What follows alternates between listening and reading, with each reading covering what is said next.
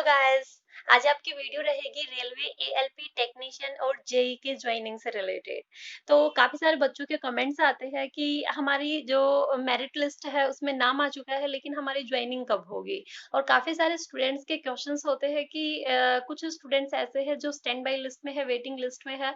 तो उनका क्वेश्चन होता है कि हमारा वेटिंग क्लियर होगा या नहीं होगा, हम उस चीज के लिए वेट करें या फिर नहीं करें। ठीक है, तो ये वीडियो आपके उन्हीं क्वेश्चंस का रिस्पांस देने के लिए है। तो सबसे पहले अगर मैं ज्वाइनिंग की बात करूं, जिन भी स्टूडेंट का मेरिट लिस्ट में हो चुका है, फाइनली पैनल लिस्ट में नाम आ चुका है, रोल नंबर आ चुके हैं, उनका ज्वाइनिंग आखिर कब होगा। तो 15 जून से बोला जा रहा है कि ज्वाइनिंग लेटर आपके आने स्टार्ट हो रहे हैं। ठीक है, उसके बाद जुलाई अगस्त में आपका ज्वाइनिंग करवा दिया जाएगा। ऐसे यदि मैं वेटिंग लिस्ट की बात करूं तो वेटिंग क्लियर होगा या नहीं होगा, उससे रिलेटेड वेबसाइट के ऊपर नोटिस डाला गया है रेलवे की तरफ से सभी जोन के लिए। ठीक है, तो मैं डायरेक्टली उस नोटिस की बात कर लेती हूँ कि उस नोटिस के अंदर लिखा क्या है, कि आपको वेट करने की जरूरत है या फिर नहीं है। तो देखिए, चलते हैं हम डायरेक्टली जो नोटिस है, ऑफिशियल नोटिस है, उसी के ऊपर। देखिए, ये है आपका information for stand by candidate. ये जो आपका नोटिस है, ये भुवनेश्वर की वेबसाइट के ऊपर आपको मिलेगा। वैसे ये सभी जोन्स के लिए है। ठीक है, तो information for stand by candidate, देखिए वेटिंग लिस्ट के लिए क्या इंफॉर्मेशन दी गई है। Please refer paragraph 13.4 of CEN number 01/2018 recruitment of assistant loco pilot और टेक्नीशियन, और paragraph 14.4 CEN 03/2018 JE JEIT, DMS and CMA, and paragraph 14.2 of CEN 02/2019 recruitment of paramedical categories. ठीक है, ये जो आपका नोटिस है, ये किन किन से रिलेटेड है? एएलपी, टेक्नीशियन, जेई और आपका पैरामेडिकल कैटेगरीज, मतलब जितनी भी वैकेंसीज आपकी अभी निकली थी पिछले ईयर, उन सबसे रिलेटेड है, जो भी आपके एग्जाम कंडक्ट करवाए जा चुके हैं जिनके। ठीक है, नेक्स्ट है आपका, it is clearly mentioned that candidate equal to the number of vacancies will be called for document verification. इसमें बोला है कि क्लियरली मेंशन है, जितनी नंबर ऑफ वैकेंसीज थे उतने ही स्टूडेंट बुलाए गए हैं।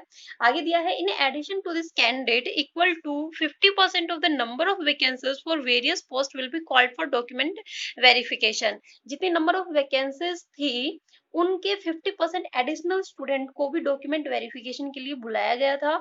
These additional candidate will be considered for impanelment only if there is any shortfall in the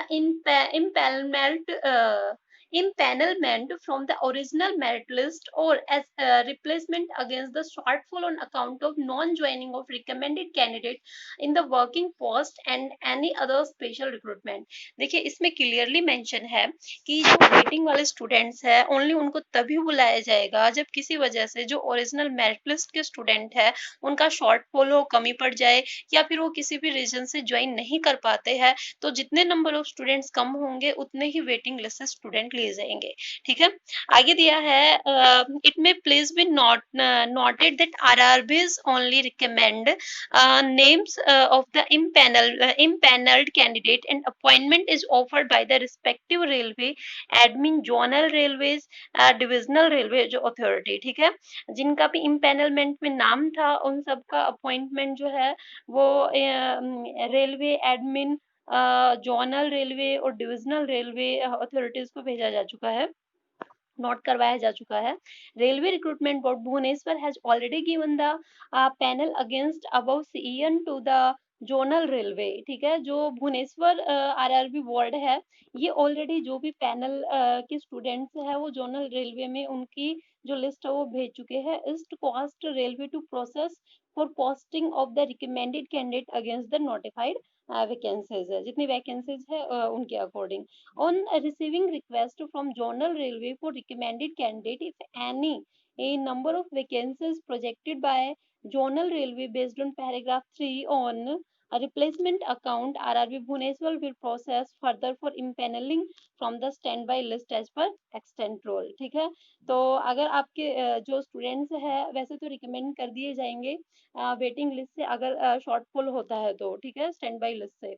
Standby list is valid during currency of the panel 1 year in normal cases। देखिए, काफी सारे students का question होता है कि जो हमारा waiting list में हमारा नाम है, तो ये कब तक वैलिड रहेगा, तो इसमें दिया है कि वैलिड रहेगा 1 साल के लिए, ये नॉर्मल केस में वैलिड होता है। लेकिन आप सभी को पता है कि अभी जो पिछला 2016 का रिक्रूटमेंट हुआ था एएलपी का, और 2019 तक उनकी ज्वाइनिंग आई है, तो ऐसा नहीं है कि 1 साल में ही आपका 1 साल तक ही आपका वैलिड होता है, ठीक है। तो मानकर चलिए लेकिन इसमें दिया है कि अगर स्टैंड बाय लिस्ट वैलिड अगर पूछा जाए तो फिर 1 ईयर, नॉर्मल केस में 1 ईयर होता है। आगे है, however there is no request receipt from the zonal railway regarding shortfall on account of non joining of the selected candidate of their post till end of May 2020। बोला गया है कि zonal railway की तरफ से अब तक मई 2020 तक कोई भी ऐसा रिकॉर्ड नहीं आया है कि ये इतने सारे स्टूडेंट्स हैं वो ज्वाइन नहीं कर रहे, या फिर शॉर्टफॉल पड़ रहा है कि स्टैंड बाय लिस्ट के स्टूडेंट्स को लिया जाए। ऐसा अब तक कोई भी नोटिस नहीं आया है, ठीक है फ्रेंड्स। आगे जून जुलाई अगस्त में अगर आ जाए तो अलग बात है, लेकिन अब तक ऐसा कोई भी नोटिस नहीं आया है।